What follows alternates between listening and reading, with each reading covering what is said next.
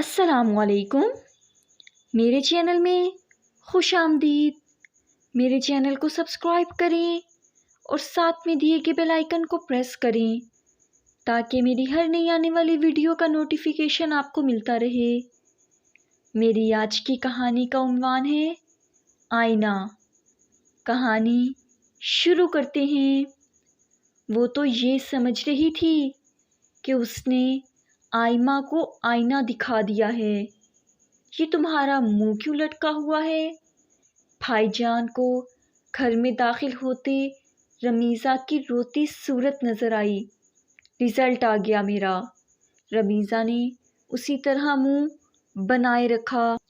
اچھا، گڈ، کیا رہا؟ بھائی جان نے شوق سے پوچھا۔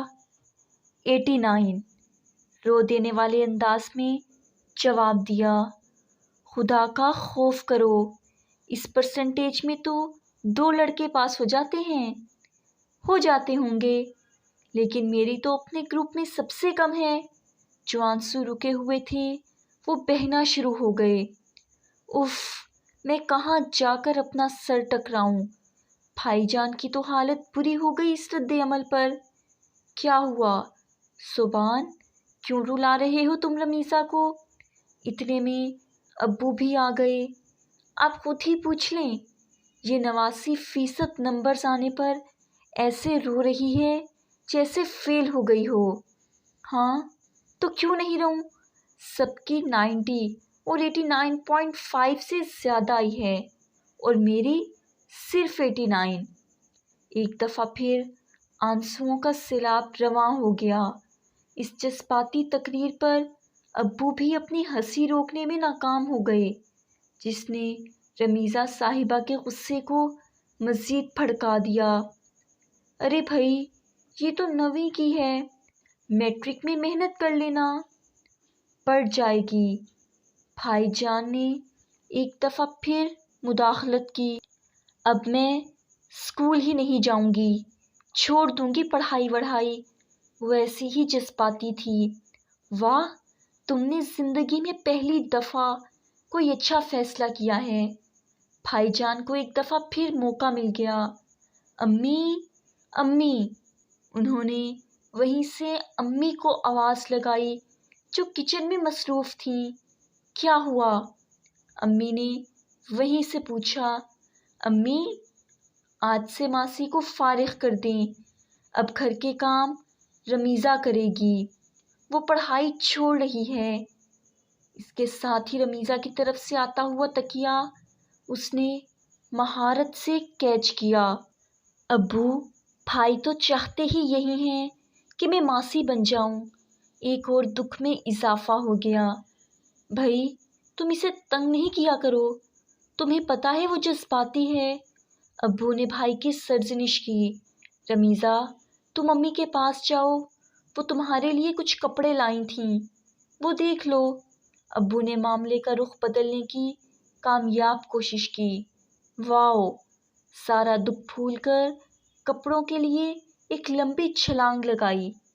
آرام سے، اتنی لمبی ہو گئی ہو لیکن بندروں والی حرکتیں نہیں گئیں۔ بھائی نے ایک بار پھر چڑھانے کے لیے لیکن ناکام کوشش کی۔ امی کہاں ہیں میرے کپڑے؟ آپ نے بتایا کیوں نہیں کہ آپ میرے لیے نئے کپڑے لائی ہیں؟ پچھلا غم کافی حد تک کم ہو چکا تھا۔ تمہارا رونا ختم ہوتا تو بتاتی نا، ہمیں پتہ تھا تمہارا اچھا رزلٹ آئے گا، اس لیے پہلے سے خرید کر رکھ لیے تھے۔ امی نے تفصیل سے جواب دیا۔ رزلٹ کا نام سن کر غم ایک دفعہ پھر ہرا ہو گیا۔ اچھا کہاں آیا ہے امی؟ رندھی ہوئی آواز میں جواب دیا۔ بھائی، ہم سے تو اچھا ہے، میری تو میٹرک میں مشکل سے A گریڈ بنی تھی اور تمہارے بابا کی B۔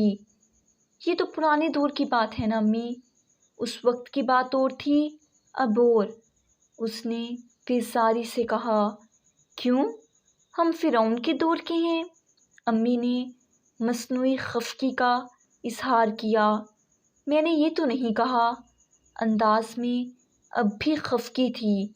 اچھا، کپڑے تو دکھائیں، کمرے میں شاپ پر رکھا ہے، تم چلو میں آتی ہوں۔ واہ امی، شاندار! کپڑے دیکھ کر وہ سارا غم بھول گئی۔ امی کو اس کی پسند اچھی طرح پتہ تھی، اس لیے کپڑے بالکل پسند کے مطابق تھے۔ اگلے دن اسکول میں صبح ہی سے منہ ترا ہوا تھا۔ کلاس ٹیچر مس صبا نے سب لڑکیوں کو مبارکباد دی۔ سب بچیاں ہی خوش تھیں۔ اسکول کا مجموعی رزلٹ اچھا آیا تھا اور آئمہ خان تو ٹاپ 10 میں علیحدہ تھی۔ اس کی وجہ سے بھی ٹیچرز کافی خوش تھیں، جس سے آئمہ کو علیحدہ سے خوب شاباشی دی۔ آئمہ، آپ محنت کریں تو بورڈ میں پوزیشن لا سکتی ہیں، مس نے آئمہ کو شاباشی دیتے ہوئے کہا۔ جی مس، میں پوری کوشش کروں گی کہ آپ کی امید پر پورا اتروں۔ آئمہ کا انداز انتہائی نرم اور انکساری لیے ہوئے تھا۔ شاباش آئمہ، ہماری دعائیں آپ کے ساتھ ہیں۔ مس مزید خوش ہو گئیں۔ شکریہ مس۔ کلاس میں تقریباً ہر بچی کے چہرے پر خوشی تھی، سوائے ایک دو کے، جن میں رمیزہ بھی شامل تھی۔ اسے آئمہ کی تعریف بالکل پسند نہیں آ رہی تھی۔ بریک میں ساری سہیلیاں ساتھ بیٹھی خوش گپیاں کر رہی تھیں۔ یار، مجھے تو فخر ہوتا ہے، آئمہ ہماری کلاس فیلو ہے۔ نمرا کے انداز میں خلوص تھا۔ خیر، فخر کی ایسی کوئی بات نہیں ہے، پڑھنے کے سوا کون سی سرگرمی ہے اس کی؟ رمیزہ نے چڑ کر کہا۔ لیکن یہ بات ماننے والی ہے کہ وہ بالکل بھی مغرور نہیں ہے۔ اقرا نے بھی آئمہ کی طرفداری کی، جس نے رمیزہ کے دل میں حسد کی آگ کو مزید بھڑکا دیا۔ ہاں، تو وہ جس فیملی سے ہے وہ کیا غرور کرے گی؟ وہ بے نیازی سے کندھے اچکاتے ہوئے بولی۔ کیوں؟ اب سب کے حیران ہونے کی باری تھی۔ اس کے والد میری بھائی کی یونیورسٹی کے بس میں کنڈکٹر ہیں۔ واقعی؟ سب لڑکیاں حیران ہو گئیں۔ جاؤ اسی سے معلوم کر لو۔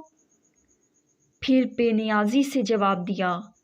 بات ایک بار نکلنے کی دیر تھی۔ اب ہر لڑکی کو پتا تھا کہ آئمہ کے والد کیا کرتے ہیں۔ گھر جا کر بھی رمیزہ کا منہ پھولا ہوا تھا۔ بیزاری سے بستہ ایک طرف پھینکا۔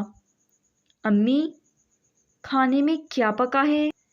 گھر آ کر پہلا سوال یہی ہوتا تھا۔ دال چاول اور آلو کی ترکاری، امی نے جواب دیا۔ مجھے نہیں کھانی سبزی، مجھے کباب تل دیں۔ انداز میں ضدی پن تھا۔ کیا ہو گیا ہے؟ ابھی تک نمبروں کا دکھ کم نہیں ہوا؟ امی اس کی رگ رگ سے واقف تھیں۔ امی، وہ آئمہ کی بچی بورڈ میں ٹاپ کرنے والی ہے۔ انداز میں حسد اور چڑ نمایاں۔ اچھا، یہ تو بہت اچھی بات ہے، تمہارے اسکول کا نام روشن ہوگا۔ امی نے خوشی کا اظہار کیا۔ مجھے بالکل پسند نہیں ہے آئمہ۔ کون سی ہے آئمہ؟ وہی نا جو بڑی باادب بچی ہے۔ امی اس کی کلاس کی اکثر لڑکیوں کو جانتی تھیں۔ آپ کو لگتی ہوگی باادب، مجھے تو اچھی نہیں لگتی۔ لہجے میں اب بھی بیزاری تھی۔ ایسے نہیں کہتے، ویسے بھی وہ دیکھنے میں بھی بہت باادب اور تمیزدار لگتی ہے۔ آپ کو پتہ ہے اس کے والد کیا کرتے ہیں؟ رمیزہ بڑا زور دے کر یہ جملہ ادا کیا۔ کیا کرتے ہیں؟ امی کے انداز میں بھی تجسس تھا۔ بھائی کی یونیورسٹی کے بس کے کنڈکٹر ہیں۔ مجھے بھائی نے بتایا تھا۔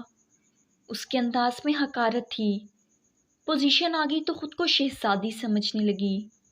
رمیزہ، تم نے یہ بات کسی اور سے تو نہیں کہی؟ امی ایک دم سنجیدہ ہو گئیں۔ ان کے انداز میں شدید دکھ بھی تھا۔ پوری کلاس کو بتا دی، سارا غرور نکال دیا میں نے اس کا۔ رمیزہ کے انداز میں ایک فتح کا احساس تھا۔ امی کے چہرے پر شدید دکھ کی لہر آئی جو شاید رمیزہ کو نظر نہیں آئی۔ امی، امی۔ تھوڑی ہی دیر میں امی کی ضرورت محسوس ہوئی تو وہ ان کو ڈھونڈتی ہوئی ان کے کمرے تک چلی گئی۔ امی کا چہرہ آنسوؤں سے تر تھا۔ کیا ہوا امی؟ آپ رو رہی ہیں؟ امی کو روتا دیکھ کر وہ پریشان ہو گئی۔ تمہیں پتہ ہے میں کیوں رو رہی ہوں؟ امی کے انداز میں شدید ناراضگی تھی۔ نہیں، بتائیں۔ تمہاری آج کی حرکت نے مجھے بہت تکلیف دی ہے۔ کیوں امی؟ آئمہ کیا ہماری رشتہ دار ہے؟ وہ امی کے دکھ کو سمجھ نہیں پا رہی تھی۔ تم نے آئمہ کی نہیں، میرے اور میرے والدین یعنی اپنے نانا کی بے عزتی کی ہے۔ تمہیں پتہ ہے تمہارے نانا کیا کرتے تھے؟ امی کے انداز میں تلخی تھی۔ نہیں امی، شاید بزنس کرتے تھے، آہستہ آواز میں جواب دیا۔ تمہارے نانا یعنی میرے والد سائیکلوں کی دکان پر پنکچر لگا کا کام کرتے تھے۔ انہوں نے اپنی انتہائی قلیل آمدنی میں ہم سب بہن بھائیوں کو اچھی تعلیم دلوائی۔ ہماری فیسوں کے لیے وہ آدھی آدھی رات تک محنت کرتے تھے۔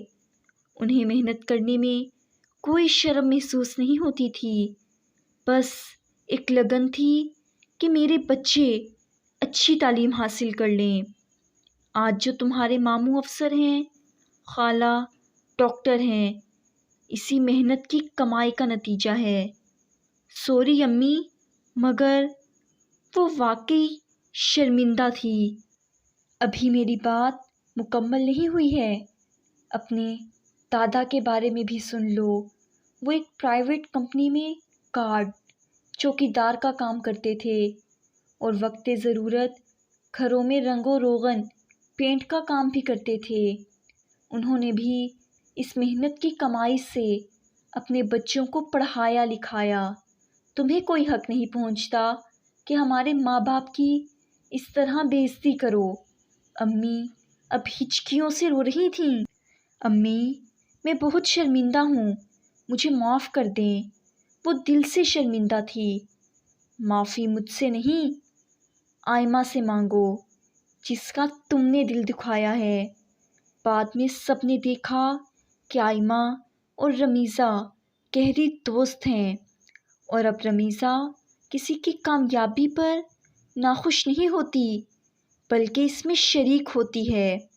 اور ہاں، اب رمیزہ کے دل میں جتنی عزت آئمہ کے لیے ہے شاید ہی کسی کے لیے ہو۔ یہ تھی میری آج کی کہانی۔ مجھے امید ہے کہ آپ کو پسند آئی ہوگی۔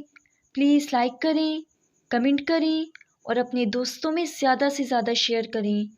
نماز قائم کریں اور مجھے بھی ضرور دعاؤں میں یاد رکھیے گا۔ اللہ